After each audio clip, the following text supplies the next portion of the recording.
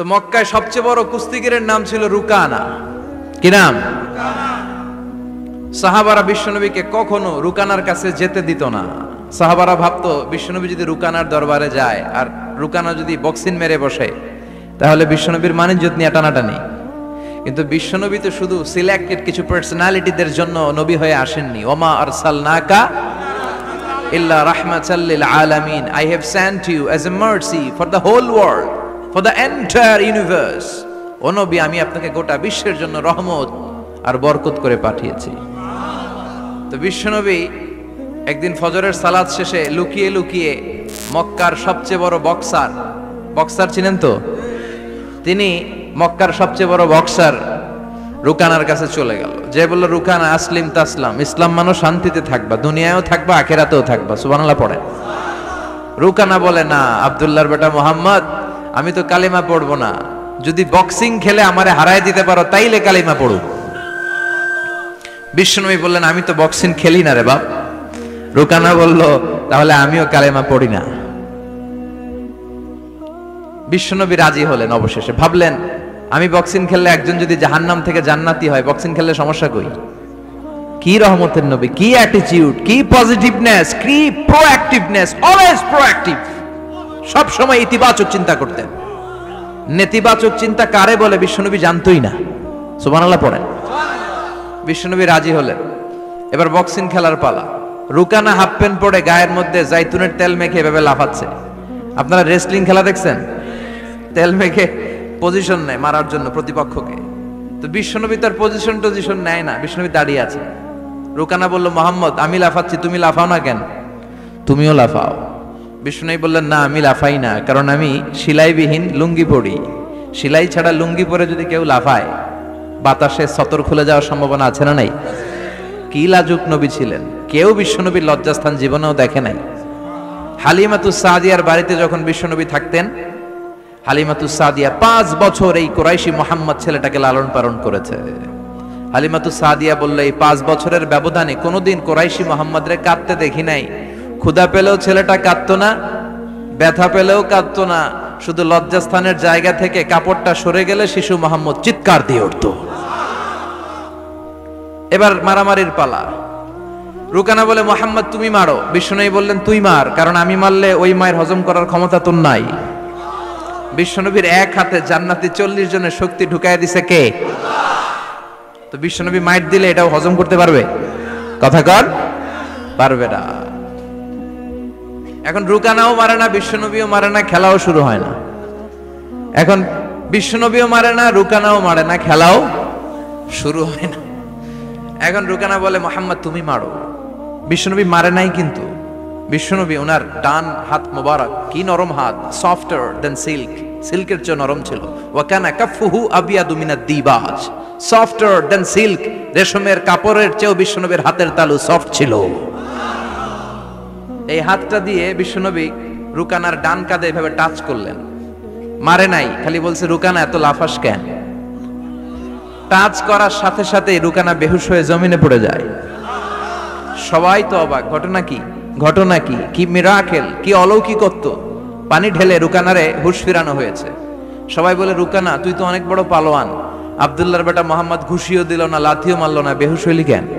রুকানা বলে, আরে তোরা তো দেখোস নাই, তোরা দেখেছিস মোহাম্মদ হাত দিয়ে ধরেছে, আমার মনে হয়েছে বিশাল পাহাড় এসে কাঁধে চেপেছে। করবেন না? কিন্তু মারামারির নামে কিন্তু আল্লাহ কোরআনে একটা সূরাই দিয়েছে, সূরাতুল মুজাদালা। মুজাদালা মানে মারামারি করা, ঝগড়া করা। ঝগড়ার নামে আল্লাহ একটা সূরা দিয়েছেন কোরআনে। সুবহানাল্লাহ পড়েন। কি সুন্দর কোরআন। মানব প্রয়োজনীয় এমন কিছু নাই যেটা আল্লাহ কোরআনে বাদ দিয়েছে, তাই না?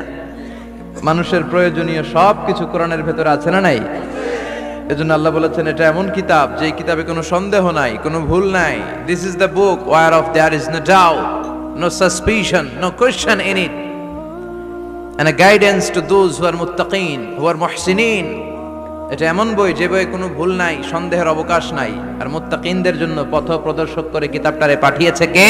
আল্লাহ। এজন্য মারামারি যদি করতেই হয় সেটা করতে হবে ইসলামের জন্য।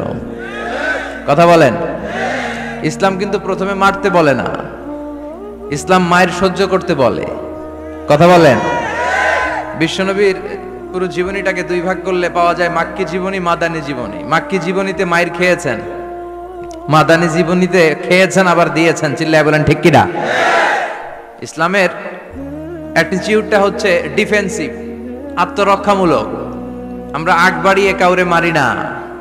বিশ্বনবী ওনার জীবনে কখনো আগ বাড়িয়ে কাউরে মারতেন না। এর কারণ নবীর মায়ের হজম করার মতো বাপের বেটা মক্কা মদিনার জমিনে ছিল না। চিল্লায় বলেন ঠিক কিনা?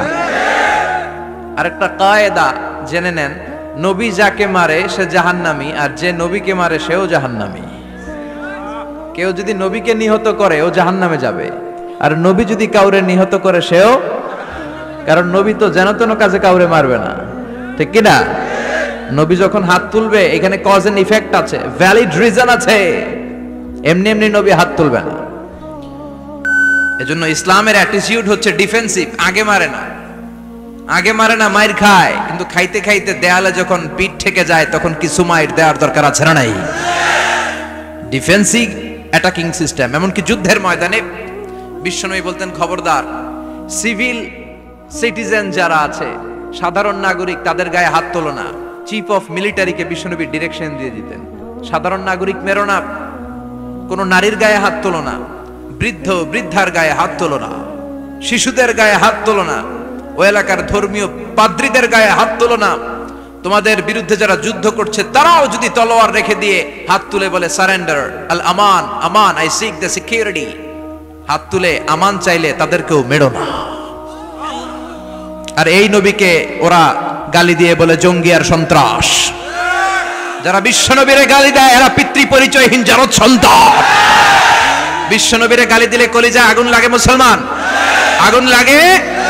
কার কার লাগে তো হাত উঁচু করে আল্লাহর দেখা।